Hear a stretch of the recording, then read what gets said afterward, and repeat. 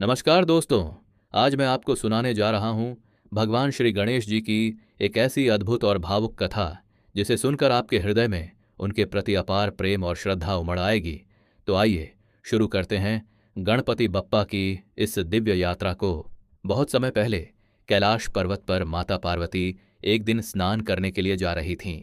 उन्होंने अपनी त्वचा से निकले उबटन के लेप से एक सुंदर बालक की मूर्ति बनाई और उसमें प्राण फूंक दिए। वह बालक जीवित हो उठा और पार्वती जी ने उसे अपना पुत्र मान लिया। यही बालक आगे चलकर गणेश कहलाया। पार्वती जी ने अपने पुत्र से कहा, बेटा, मैं स्नान करने जा रही हूं। जब तक मैं न कहूं तब तक किसी को भी अंदर मत आने देना। गणेश जी ने पूरी श्रद्धा और मासूमियत से माता की आज्ञा मान ली। कुछ ही देर बाद भगवान शिव वहां आए। वे अपने ही घर में प्रवेश करना चाहते थे, लेकिन द्वार पर खड़े छोटे से बालक ने हाथ जोड़कर कहा, ठहरिए। मां ने कहा है कि जब तक वह बाहर न आए तब तक कोई भी अंदर नहीं जा सकता। शिवजी ने आश्चर्य से देखा कि यह बालक कौन है जो उन्हें रोक रहा है। उन्होंने समझाने की कोशिश की, पर गणेश जी अडिग रहे।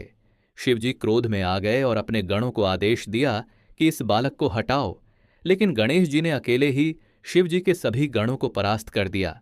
यह देखकर स्वयं शिवजी भी चकित हो उठे। अंततः भगवान शिव ने अपने त्रिशूल से गणेश जी का सिर धड़ से अलग कर दिया। जब माता पार्वती बाहर आईं और अपने पुत्र का निर्जीव शरीर देखा तो उनके आंसू बह निकले। उनका विलाप कैलाश पर्वत पर गूंज उठा। उन्होंने भगवान शिव से कहा, आपने मेरे पुत्र को मार दिया। अगर उसे जीवन नहीं मिला तो मैं समस्त सृष्टि का नाश कर दूंगी। यह सुनकर देवताओं में भय व्याप्त हो गया। ब्रह्मा, विष्णु और सभी देवता माता को शांत करने आए। उन्होंने शिव जी से निवेदन किया कि इस बालक को पुनः जीवन दें। भगवान शिव ने तुरंत अपने गणों को आदेश दिया कि उत्तर दिशा की ओर जाकर जो पहला जीव मिले उसका सिर लाकर इस बालक पर स्थापित करो। गण तेजी से गए और उन्हें एक बालक हाथी मिला। वे उसका सिर लेकर आए। शिव जी ने उसे गणेश जी के धड़ पर स्थापित किया और प्राण फूंक दिए। क्षण भर में गणेश जी पुनः जीवित हो उठे। अब वे गजमुख वाले गणपति बन चुके थे।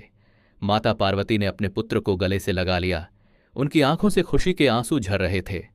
सभी देवताओं ने उस बालक की अद्भुत शक्ति और भक्ति को देखकर उन्हें सर्वप्रथम पूज्य का आशीर्वाद दिया। भगवान शिव ने कहा, आज से यह मेरा पुत्र गणेश सभी गणों का अधिपति होगा और समस्त सृष्टि में किसी भी शुभ कार्य की शुरुआत गणेश जी के पूजन के बिना नहीं होगी। उस दिन से लेकर आज तक हर शुभ कार्य की शुरुआत श्री गणेशाय नमः से होती है। दोस्तों, गणपति बप्पा की यह कथा हमें सिखाती है कि सच्ची निष्ठा और मातृभक्ति से बड़ा कोई धर्म नहीं। आइए हम सब मिलकर कहें, गणपति बप्पा मोरया, मंगल मूर्ति मोरया।